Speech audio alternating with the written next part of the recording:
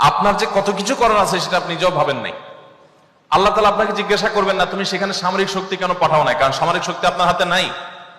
আল্লাহ আপনাকে এটা জিজ্ঞেস করবেন না। আল্লাহ আপনাকে বলবেন না তুমি মানবিক সহায়তা নিয়ে শত শত হাজার হাজার টন কেন খাবার পাঠাও নাই সেখানে, কারণ এই ক্ষমতা আপনার হাতে নাই। আল্লাহ এটা জিজ্ঞেস করবেন না। আল্লাহ জিজ্ঞাসা করবেন তোমার হাতে একটা ইহুদি পণ্য তোমার বাসায়, তোমার টয়লেটে, তোমার বেডরুমে, তোমার প্রত্যেকটা জায়গা, কখনো সাবানের নামে, কখনো শ্যাম্পুর নামে, কখনো লোশনের নামে, কখনো চকলেটের নামে, কখনো ড্রিঙ্কস এর নামে, কখনো রেস্টুরেন্টের ফাস্টফুডের নামে, তোমার বাসার প্রতিটা কক্ষে কক্ষে প্রতিটা টয়লেটে তাদের পণ্যগুলো শোভা পেয়েছে। এই পণ্য বেচা টাকা দিয়ে তারা বোমা হামলা করে মানুষ মেরেছে।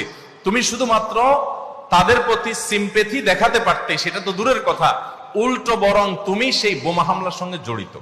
তুমি জেনে হোক আর না জেনে হোক, তুমি বুঝে হোক আর না বুঝে হোক, তুমি কিন্তু সেই বোমা হামলার সাথে জড়িত। প্রতিদিন তুমি চাঁদা দিচ্ছ ফিলিস্তিনের মানুষকে হত্যা করবার জন্য। আল্লাহ এই কথা বলবেন? এই কথা বলার যথেষ্ট সুযোগ আছে। প্রতিদিন আপনি চাঁদা দিচ্ছেন। আমি একটা পেস্ট কিনতেছি না, আমি একটা বোমা হামলার জন্য টাকা ইনভেস্ট করছি বা চাঁদা দিচ্ছি। প্রতিদিন বাংলাদেশের প্রত্যেকটা মানুষের কাছ থেকে, প্রতিটা মানুষের ঘর থেকে ওরা চাঁদা তুলে নিয়ে যাচ্ছে। আপনি মনে করছেন মুদি দোকানে গিয়ে আমি মালামাল কিনে আনছি। আল্লাহর কসম করে বলছি এটা মালামাল কিনা না।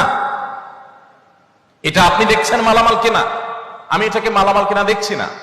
আপনি দেখছেন আপনি পেপসি বা কোকা কোলা বা সফট ড্রিঙ্কস এদের যেগুলো আছে সেগুলো আপনি ডক করে গিলছেন। আমি দেখছি সেগুলা লাল কালারের ওই পেপসি না, এগুলো হলো ফিলিস্তিনের মানুষের রক্ত। আপনি দেখছেন সেগুলো হয়তো কোক, আমি দেখছি সেগুলো রক্ত। বাংলাদেশের মানুষ এরকম ভুলো জাতি পৃথিবীতে আরেকটা আছে কিনা আমি জানি না। আমরা খুব দ্রুততার সাথে ভুলে যাই। আমরা কাউকে মাথা তুলতেও দেরি করি না, আবার মাথা থেকে আছাড় দিতেও আমরা দেরি করি না। এটা আমাদের একটা দুর্বলতা। আমাদের এই দুর্বলতাটা আমাদের কাটিয়ে ওঠার চেষ্টা করা দরকার। আমরা কয়দিন খুব জোরে সোরে বয়কট করে এরপরে আবার আমাদের সবকিছু সয়ে যায়। এক ভাই খুব চমৎকার বলেছেন, আমরা মানিয়ে নিয়েছি শোক, আবার উদরে ঢালছি কোক।